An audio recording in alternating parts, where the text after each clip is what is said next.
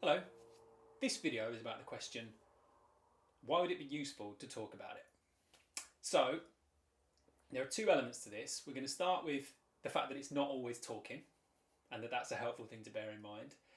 And the second thing is there are a couple of things that do need to just be spoken about, and I'm going to try and explain exactly how that works. Let's start with the fact that it's not always talking. If you come to see somebody like me, I do cognitive behavioural therapy. Don't think about it as just talking. Thinking about it as going to see a specialist and explaining what's going on. If you had a bad back and you went to a physiotherapist, you'd need to explain what was going on. You wouldn't just say, I've got a bad back, can you fix it? They'd probably go, okay, where is it in your back? How long has it been going on? Does it happen anywhere else? Is there anything that's caused it? That kind of thing.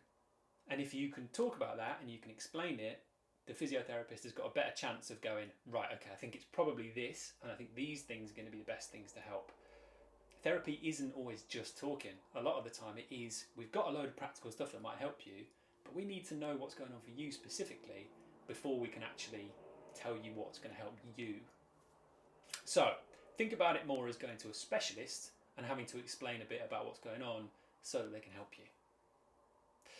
There are a couple of things that we do just need to talk out. This is particularly important for stuff like loss or something traumatic, so car accidents or assaults, things like that. Sometimes what happens, let's start with loss. When you lose somebody, sometimes thinking about that person is really painful, so painful that you can't even think about it and you can't talk about it. Or you don't get a chance to because you're too busy. Maybe you were caring for them, maybe you were sorting out the funeral, whatever it might be. What happens when you can't talk about them or can't think about them is the grieving process gets stuck. Actually, the only way we grieve initially is it's painful. So every time I think of a nice memory about that person, I'm also reminded of the pain, and they come together.